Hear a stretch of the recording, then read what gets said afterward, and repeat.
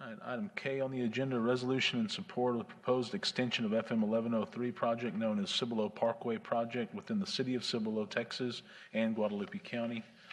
Judge, we have Mr. Mark Luff up that way there. He might come up. And this is, we've done this before, but it's a little different now because this is the second time I think it was asked to be pulled at the last MPO meeting. And so if you want to give us a little update on what's going on, Mr. Luff.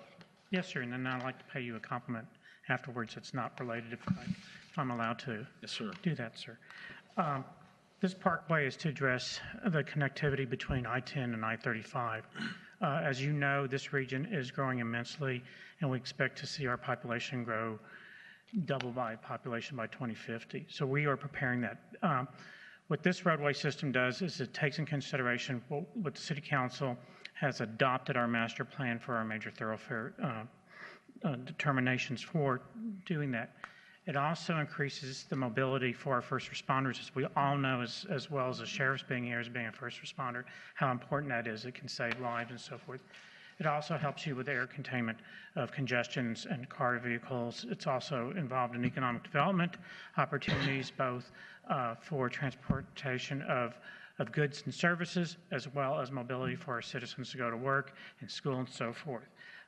The project will include about a 7-mile stretch, and it will connect the city of Cibolo directly to I-10. The project also will expand our economic base as far as promoting development south of 78 as well. With that said, I am open up to any questions or concerns you all may have at this time.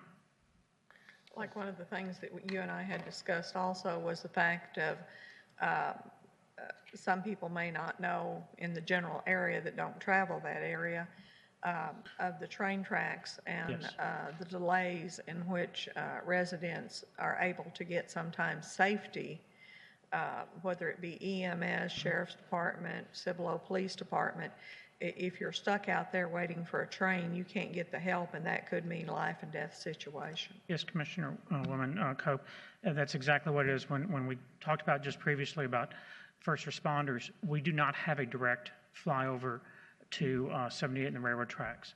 If something should happen with a train and it would block the first responders, they would have to go considerable amount of distance out there, sometimes 20 or 30 minutes distance traveling additional time, and that would go ahead and impede life safety elements that we all need.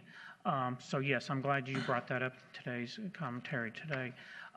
We're also concerned about for Randolph Air Force Base too, if they have a mission or something's going on and it's blocked there, say for example, Papaca Road in 78, this would help alleviate that situation as well.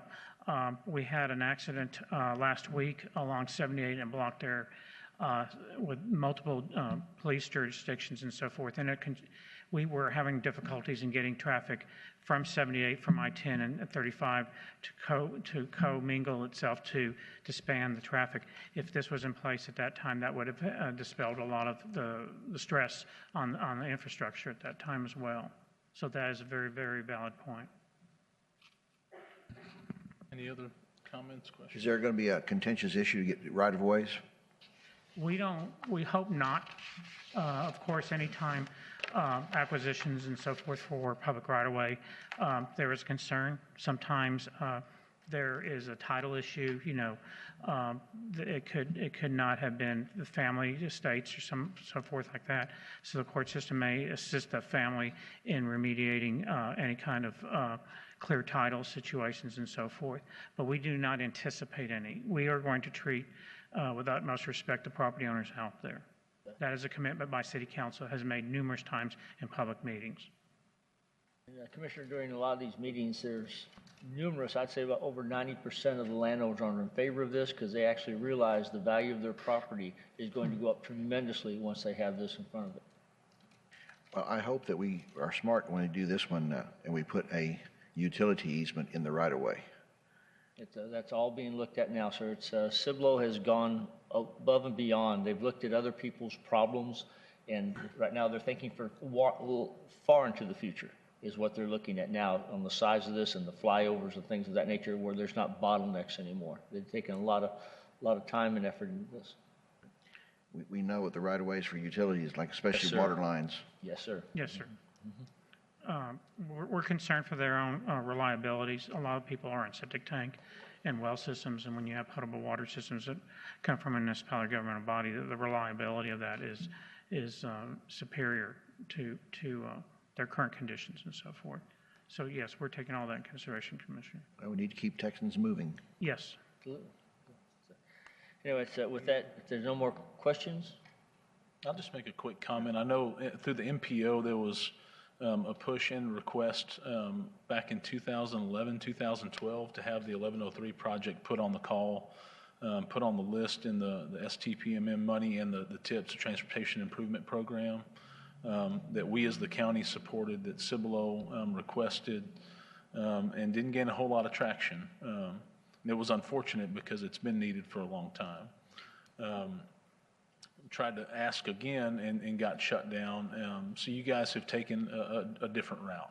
Yes, sir. Really, in my opinion, it's not the perfect route, and I think the mayor and I agree, but it's the only path forward to try to get a project done that's needed. That's correct. A lot of people don't want to use the T word. You know, they don't want to say toll, and I understand that. But those who have opposed that at the MPO level also wanted projects like this kicked out, so projects like 281 and 1604 could be funded. Yes. And said, well, we can't worry about those other projects. So they said, no, no, no, but then they didn't have an answer to build something. Can't continue to sit around and wait for funds to become available in 30, 40 years. That's correct. So I know my personal preference in talking to the mayor and the city, we would rather have this project funded through the MPO, through the state and federal funds. We've tried, and we know that's not going to happen. So, like, I'll just give you these comments. I mean, support you guys moving forward. I've talked to mayor and staff many times. As Commissioner Seidenberger said, I hope there's a lot of foresight and planning that goes into the project so landowners won't be negatively affected long into the future. There's plenty of right-of-way to handle utilities and any changes in the transportation that may take place. And I hope, since there's private dollars involved, that the acquisition of those will not be something that gets too messy, like when it's an entity that is taking those. I know that y'all have the best intentions. You want to do good for everybody, and We do. And I wish you well, and I hope you're successful. And that's why I wanted to ask you to suspend the rules for me to make a comment. What you do as public servants and setting public policy is a passion from you all and a commitment. And I think what you're doing with us is demonstrates those passions and commitments. Myself and others, we've adopted our own policies, our own commitments in my previous life as well. And it was the 4 A's. It's assess, adjust, adapt, and apply. We've assessed the situation. We're applying a plan. We're adapting to the current financial situations. And now we want to implement that and so forth. And this is the only means we can. Staff has done very due diligence in trying to find other resources, as you mentioned, Judge, and the federal funds are not there. I have advocated to congressional leaders and so forth and done as much as I could at my level. And they want to do it, it's just the funds are not available. And when they look at what the societies are demanding and our national interest and our public health situations, it's at the top, but where do you pick at the top? They're all at the top. And we were not successful in doing other means. This is a situation where we feel that this is vital to the community to provide for it. And this is the avenue that we're taking at the present time with y'all's guidance and support, hopefully. Thank you for your comments. Judge, with Judge, that, I'd I'll like make to a make a motion. resolution in support of the proposed extension of FM 1103 project known as the Cibolo Parkway project within the city of Cibolo, Texas, and Guadalupe County. Second. Do you have a motion, a second, to approve the resolution, agenda item K? Any other discussion? Hearing none, all those in favor say aye. Aye. Opposed, same sign. I'll bring by a signed Hearing copy. none, Fine. motion Afternoon. passes. And But I'd like for y'all to have a proclamation for yourselves for your public service. So thank you very much You bet, for sir. everything. Thank you for I'll coming. stay here.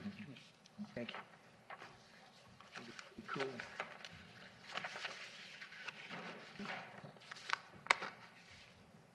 Just a minute. All right, we'll move to item J on the agenda, the request to remove Glenda Ramos from the Guadalupe County Child Welfare Board. This request for removal was from Mr. Charlie Willman. So I know they've got a great handle on the Child Welfare Board. I know unfortunately we have some of these volunteers where situations change and have to come off and switch, but again, this was the request of Mr. Willman. Move to approve. Second. We'll have a motion and a second to approve Agenda Item J, which was the request to remove Glenda Ramos from the Guadalupe County Child Welfare Board. Any other discussion? Hearing none, all those in favor say aye. Aye. Opposed, same sign. Hearing none, item J passes. Item L, the Treasurer's Monthly Investment Report for the period of February 2017, March